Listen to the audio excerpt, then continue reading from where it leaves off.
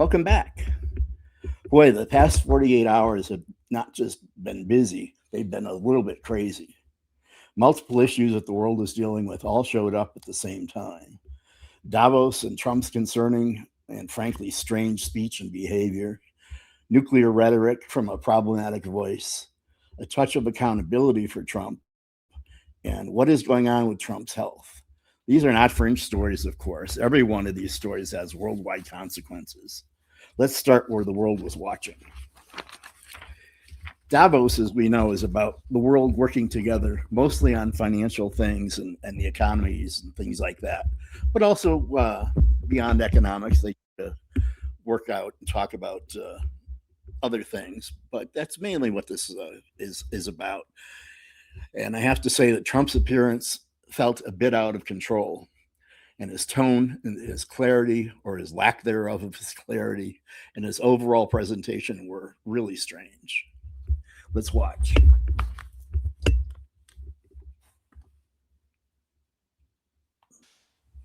So we want a piece of ice for world protection. There you go. He wants a piece of ice for world protection. That line was very dark and set the mood. He sounded as if he was going to do this by force. And then we see in his next clip that his language did not sound like negotiation language whatsoever. You have a choice. You can say yes, and we will be very appreciative, or you can say no, and we will remember. So there he sounded as if he's going to do that by force. This is a warning, is really what it sounded like. And then last, Trump got a little bit confused at Davos. I mean, our stock market took the first dip yesterday because of Iceland. So Iceland's already cost us a lot of money. So he goes in and starts talking about Iceland instead of Greenland. And the world noticed, believe me, every YouTuber, everything has been talking about that confusion. So, but then what was really strange was within an hour or so, he comes out with a statement completely erasing his threatening words, saying an outline for a new plan had been agreed upon and that it was going to be negotiated. So what is happening? None of this sounds like it's coming from a healthy president. Then, while that was happening internationally, here at home, today we got to watch Jack Smith's testimony about what happened with him. And we all know that he was in private with Congress a month or two ago, and he was invited back today for a public appearance.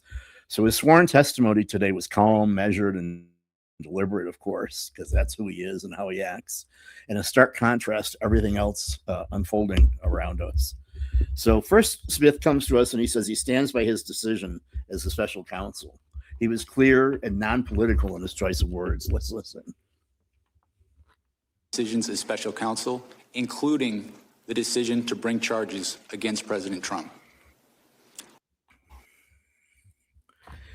He then goes on to say that he had enough evidence to believe that Trump committed crimes. Our investigation developed proof beyond a reasonable doubt that President Trump engaged in criminal activity. And there was no ambiguity to that whatsoever. And of course, I can't show the whole thing here, but he was very clear that there's no ambiguity that Trump committed crimes. And this wasn't even talking about the Mar-a-Lago case, the documents case, where he stole top secret documents, and from what I've heard, possibly even sold them to other countries. Then he goes on and he says he will not be intimidated. A congresswoman asked him about what was going on and intimidation. Let's listen. I will not be intimidated. I think these statements are also made as a warning to others what will happen if they stand up. And I am, as I say, I'm not going to be intimidated. We did our work pursuant to department policy. So he's very clear. He's not going to be intimidated. It's not about personal offense. It's about protecting the justice system and about precedent for him. He's just not standing down whatsoever. Then the congresswoman goes on and asks him a really interesting question. Smith, do you believe that President Trump's Department of Justice will find some way to indict you? I believe that they will do everything in their power to do that because they've been ordered to by the president. So he clearly was not looking the least bit intimidated there, and fully expects that he's going to be charged by the DOJ at this point. And then, right on time, as would be any one of us, even you at home, could have predicted this, Trump came out on Truth Social and said exactly what this Congresswoman and Jack had just said. He decided to post this post. Then you have the president saying, based on his testimony today, there is no question that deranged Jack Smith should be prosecuted for his actions. He destroyed the lives of many innocent people, which has been his history as a prosecutor. At a minimum, he committed large-scale perjury. Trump just came out right on time and said that. And while that legal line was being drawn, the media conversation veered somewhere else entirely. Put out a newsletter yesterday, and people got quite alarmed by it because he said that we should allow the Iranians to have nukes. Now, Tucker Carlson, has been off on tangents and places that nobody else is. He's really looking like he's really not America first, but America last. He's giving a lot of cover to despots and dictators, and this doesn't really fall outside of what he's doing. But I have a real problem with this for a different reason than what they're talking about here. Let's watch the clip first. Pushing for an American invasion of Iran need the public to believe that Ali Khamenei acquiring a nuke would create Armageddon. It's their only way to pretend the threat of a nuclear Iran, not their longing to install a puppet regime in Tehran, is what's driving their lust for war. So there you have Tucker saying that that's what's driving Israel. Of course, everything's about Israel, Tucker, and nothing positive. It's always negative. And that this is driving Israel's lust for war. And they'd rather have Iran in this position than with a nuclear weapon. Of course they would. What Tucker completely forgets, I don't know if he wasn't old enough at the time. He's about 10 or 12 years younger than I am. But I certainly remember very well when the Ayatollah Khomeini landed in Tehran back in 1979. And, a few months later, they took 66 American hostages and held them for 444 days. And didn't release them until, of course, Ronald Reagan got in after they brought down Jimmy Carter as the president, after a disastrous attempt to try to go in and save the hostages and all those helicopters crashing in the desert. It was just sad and so awful. What Tucker is not realizing is this is the same regime. This is the same crazy people. This is the same people that have a death cult in their religion. I mean, they have no problem dying for Allah. And I don't think he puts any credence in, he just doesn't think, he thinks that since North Korea, and he said this, got their nuclear, that it's stabilized the Korean Peninsula. Well, maybe it has. But Iran's not the same as North Korea. Their psychology is not the same. Their religion is not the same. Their ferocity of craziness isn't the same. And these people at one time did capture Americans and keep them hostage, and probably would have killed them if things had gone differently. And he wants to trust the mullahs with a nuclear weapon. I think that's more insane than the mullahs at this point, to be honest with you. Lastly, we move on to what is going on with Donald Trump's health. Happening to the president. His public appearances have raised real concerns about his health and his cognitive state. We have Keith Edwards, who is a very liberal, very progressive YouTuber. He also is like in the top 10 of all YouTubers lately, which means he has just a tremendous audience, millions of people. And he interviewed this healthcare professional who has a number of degrees, and I think he's something to do with physical therapy, but very high up, and deals with a lot of patients and education and things like that. What we're not doing here, though, is we're not diagnosing. We're not repeating internet claims as fact. We're not showing why questions are being asked. We are showing why questions are being asked, because of course we should be asking questions. What is going on with Trump and all his craziness, and why silence is fueling instability. So the story isn't about diagnosis, as Keith just said. It's about uncertainty. What is going on here?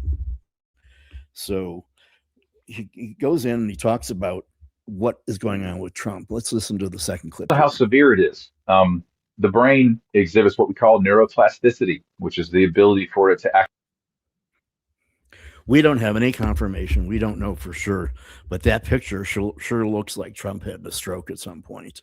And I've seen some other people, some experts predict that possibly he had one, maybe as long as 5 or 6 months ago, but none of this is confirmed. It's pure speculation. I want to be careful and say that. Actually rewire itself to a certain degree, or to heal from an ischemic event such as a stroke or TIA. So, because once you have one, it's not a guarantee you'll have another one, but it certainly makes it easier. Then this next clip shows Trump getting confused again with his words. He already got confused about Iceland and Greenland. And here we have him again talking about getting confused with words. Before they're up 78% in many cases. But starting on day one, we fully secured our southern boulevard and stopped and think of it, as we were securing Southern Boulevard, making Florida great, we're also securing a thing called the southern border and making that. He literally abruptly, he brings up the ballroom. So there you have it. He got confused again. He was talking about the southern border, of course, and he kept calling it boulevard. And then he said it on top of the boulevard, the border. So he's very confused. We've seen pictures of his fat legs, of the swollen legs. We've seen pictures with his hands and all the stuff that looks like he's been injected or had IVs for whatever reason. So I, and we've seen him walking strange. And I don't know if you noticed it while he was in Davos, how he was holding onto the podium, but he looked like he was holding on for dear life. So in this next clip, this is really odd. This is when Trump had that meeting with the oil executives after he invaded and kidnapped Maduro. And he had the oil execs in his cabinet meeting at the White House, and his very bizarre behavior at that meeting really had the whole room wondering what's going on. When he goes, oh, I should go look at the ballroom right now. And that's what we're watching here. Yeah. And I want you to also, if you're watching, keep in mind like the reactions to his cabinet members and Susie Wiles, who I think you can see a little bit in this. Well, I got to look at this myself. Oh, no. Wow. What a view. This is the door to the ballroom.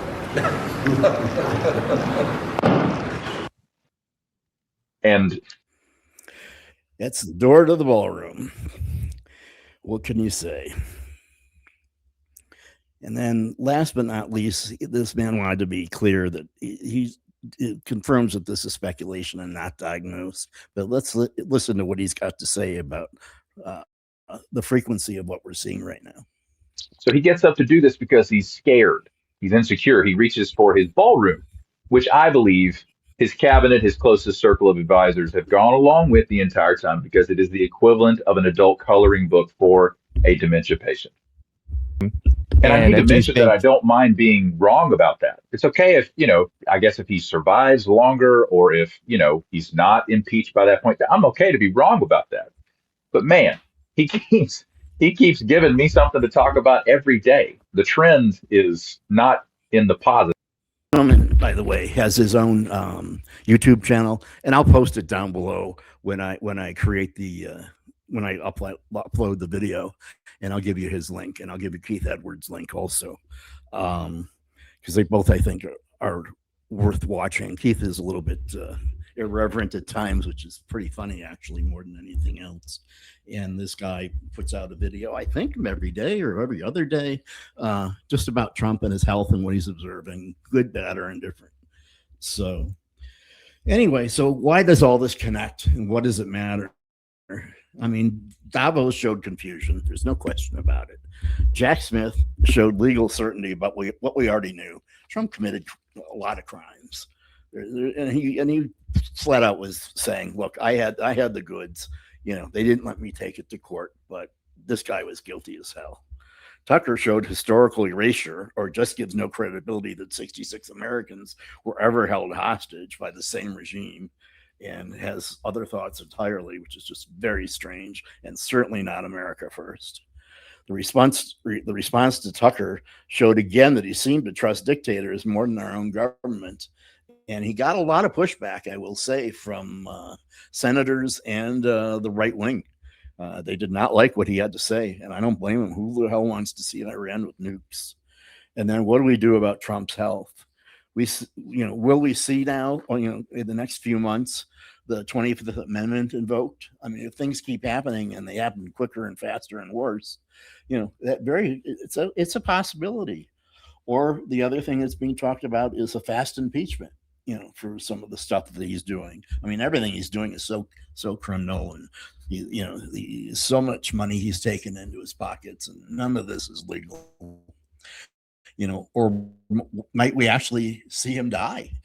This gentleman on that YouTube thing gave a prediction that we could see him pass away in the next 4 to 6 months, or maybe as much as a year. So, I mean, nobody knows for sure, of course.